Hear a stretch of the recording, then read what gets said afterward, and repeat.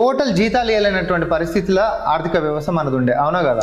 ఎవరికైనా అటువంటిది 1 తారీఖు జీతాలకించి మొదలు పెట్టుకుంటే కొలువులు ఇవ్వలేనటువంటి ఆర్థిక శక్తిలో లేని పరిస్థితులలో ఉండే, అట్లాంటిది కొలువులు ఇచ్చుకుంటా, సంక్షేమాలు ఇచ్చుకుంటా, ఉచిత విద్యుత్ ఇచ్చుకుంటా, సిలిండర్లు 500కి ఇచ్చుకుంటా, రైతు రుణమాఫీలు చేసుకుంటా, 20,000 పైసలకు కోట్లేం తమాషనా? నువ్వు 10 ఏళ్లలో కూడా ఖర్చు చేయలే. మేము 20,000 కోట్ల రూపాయలు ఖర్చు చేసినాం. ప్రతి క్వింటాల్ దానికి మేము 500 రూపాయలు బోనస్ ఇచ్చుకుంటా సన్నవడ్ల మీద.